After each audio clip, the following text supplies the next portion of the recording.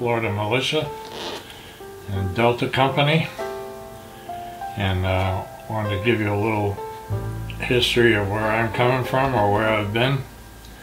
I got married at 19 years old, and when a year later after we got married, I opened my own business. I had a garage and towing business and auto body shop, mainly auto body work and towing. And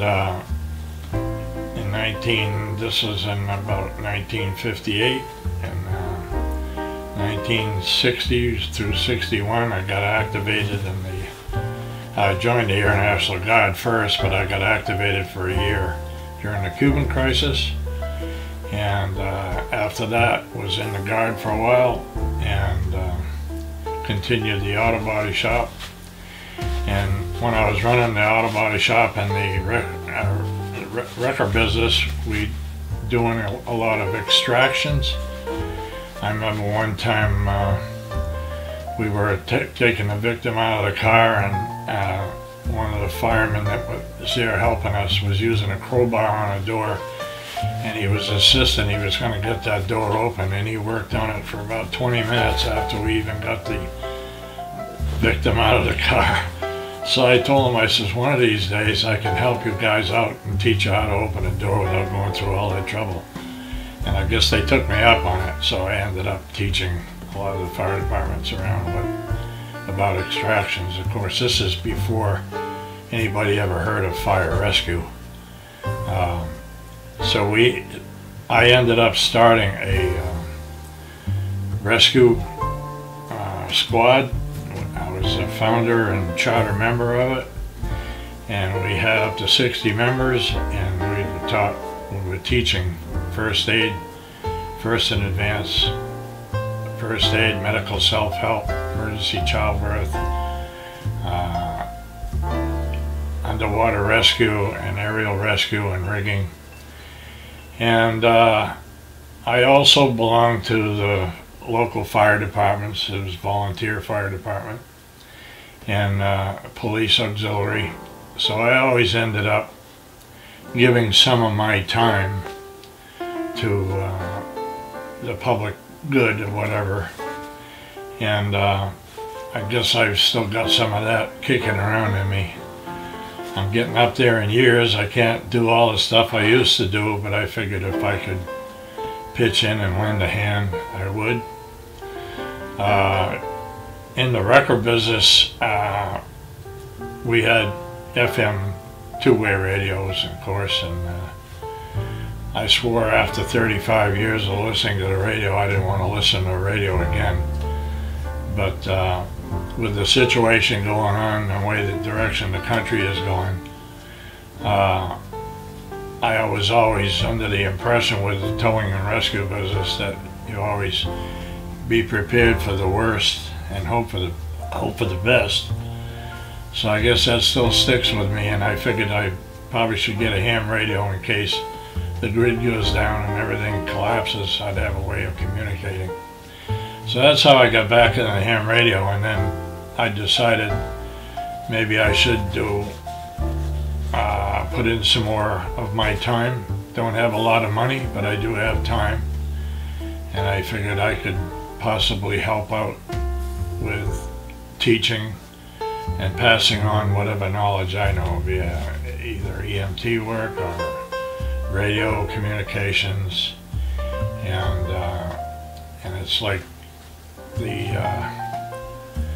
Kennedy said that it's ask not what you can do for what your country can do for you, but what you can do for your country. And of course, the country is not the government. The country is the people. It's we the people. So it's up to us, I feel, to get with the program, and be prepared for the worst and hope for the best. And I have a lot of faith and looked up in the militia, and also, Oath Keepers and Minutemen and these type of organizations. They're all on the same basis and the same train of thought. and it's great to be with people that are on the same level as I feel. I'd like to cover a little bit more about the radio end of it, the ham radio. I got my technical license a few years back, and my general right after that.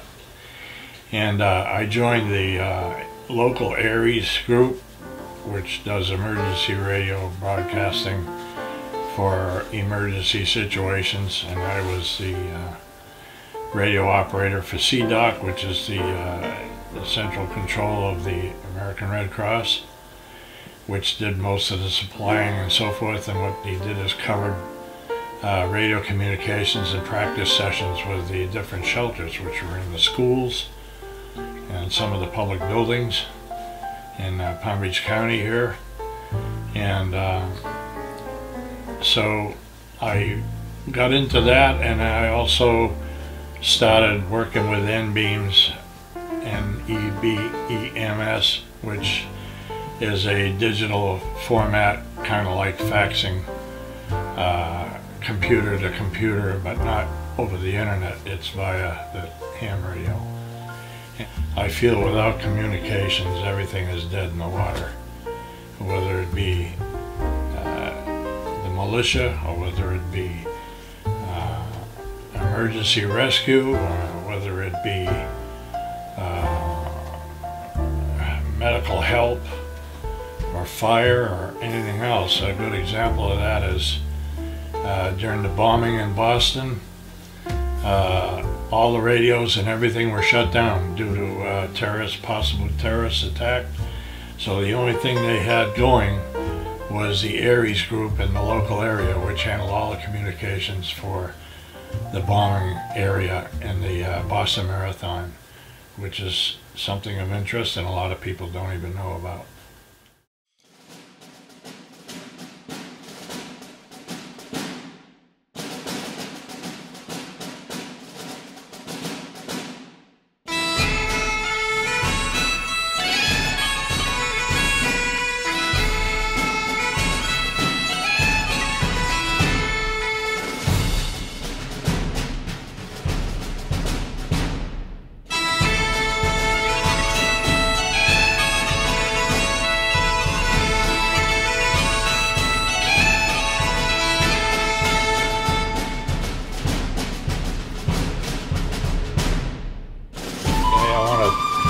Talk to you a little bit about my radios.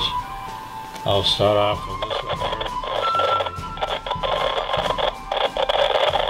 This is a V80 handheld, HT as they call it, and it's a 5-watt handheld radio for mobile use, and which is VHF only. The second one is a UHF only, which is kind of a El Cheapo, but it's UHF only, 440 as they call it, or 70 centimeters, but it is 5 watts out and only has 16 channels, but it can come in handy for doing dual band work. This here is my better of the radios. This is my ICV8000, which is a 75 watt max 2-meter radio VHF, and I can reach repeaters 75 to 100 miles away. In fact, we can reach the one in Princeton, which is down about 10 miles south of Coral Gables, or the Cutler Ridge Mall. It's 10 miles south of the Cutler Ridge Mall from here, which I'm in West Palm Beach, so it's probably at least 100 miles. That tower is way up there on the Channel 6 tower, so it has a very good coverage. Going north, I can hit Port St. Lucie, readable, and do pretty well. I'd like to mention also that even if you don't have a lot of money and you can't afford a uniform right now or a lot of equipment, a lot of people still have some time, a little bit of time even, that they can invest into helping themselves and helping their family and helping other people and other citizens. And I encourage people to do that, do just that, join the militia and help yourself and your family and country. I'd like to just mention something that my granddaughter gave me that was very appropriate for the situation we're in these days. And there's a lot of, as we call it, keyboard commandos out there, and this kind of applies to that, where people have a lot to say on the internet, but it would be kind of nice if they would join up and do their share. It says, actions speak louder than words. When your words and actions don't coincide, your reputation diminishes.